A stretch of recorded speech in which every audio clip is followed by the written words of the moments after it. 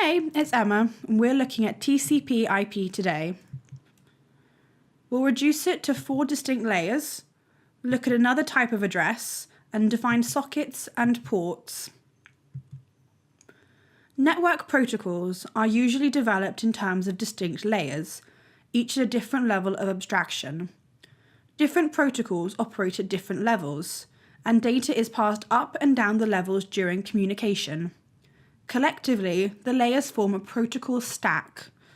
TCP and IP are 2 protocols that work at the transport and network layer respectively, but are only 2 of the many protocols in this stack. So when an application wants to send data, you can visualize it being passed down and through the stack. And when it receives data, it does the opposite, working its way up from the link to the application layer. Bearing in mind we're dealing with an abstraction, the top layer of the stack is the application layer. This uses protocols that handle the details of a particular networking application. It will use different protocols for different applications. For example, to send a file, it will use the file transfer protocol. We'll cover this layer in more detail in the next video. The transport layer is where one of our headline protocols operates, TCP.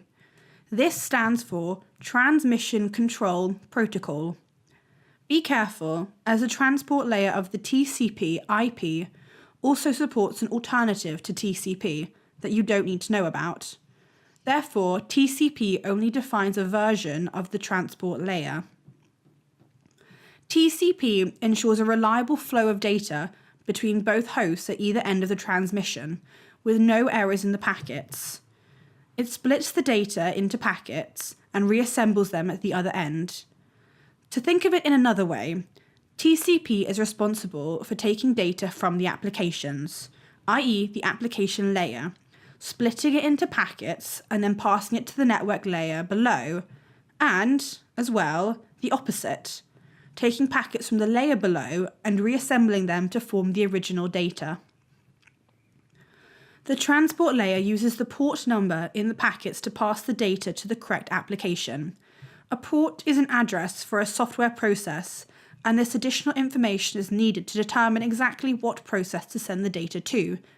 TCP will often have to deal with many software processes at once.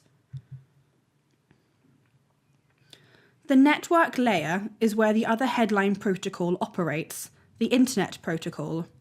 Here, data packets coming from the above transport layer are addressed with the source and destination IP addresses, and when data is coming from the link layer below, the network layer removes the source and destination IP addresses. Routers operate at this level. The link layer leads to the physical connections between nodes. It adds the source and destination hardware addresses to packets coming from the network layer and then sends them onto the network. By hardware address, we mean MAC address, with MAC standing for Media Access Control. Every network adapter is programmed with a unique MAC address when it's manufactured. So in theory, every device connected to the internet has a totally unique MAC address worldwide. The actual code is made up of 12 hexadecimal digits. So, the transport layer finds the correct network using the IP address, and the link layer finds the correct network using the MAC address. At the receiving end, the link layer removes the MAC address from the packet and passes the remainder onto the network layer. A socket is the endpoint of some communication created by the software. In TCP IP, a socket address, although sometimes just referred to as the socket, is the IP address and the port number of the endpoint combined. It's a bit like a letter having both the person's name and their home address on it. A socket address tells you both the device with the IP address and the application with the port number that a packet is meant to be sent to, such as the endpoint. A process initiating some data transferred is a client process. It's assigned a temporary port number incrementally between 1024 to 4095 if needed. It's hardly the most technical description AQA are going with, but so-called well-known port numbers are for server processors and range from 0 to 1024. Let's just take a look at a few notable ones, all of which will focus more on the next video. Port 20 is for file transfer protocol data, and port 21 is for the control instructions for the same protocol. Port 22 is designated for secure shell remote logins. 25 is for the simple mail transfer protocol. Port 110 is for the post office protocol. HTTP goes through port 80 or port 8080. And finally, the secure version of HTTP goes through port 443. Right, let's recap what we've looked at.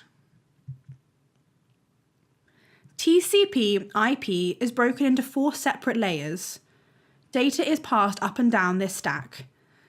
The application layer consists of specific application protocols, like the ones we've just raced through. As mentioned, they'll be covered more in the next video in detail. The transport layer is where the transmission control protocol works, and the internet protocol works at the network layer. The link layer connects to the hardware using the MAC addresses, which uniquely identify network hardwares. A socket is just an endpoint, and it's identified by both an IP address and a port number. Here are the common port numbers. It's more important you understand these protocols than remembering the port numbers, but we'll deal with that next.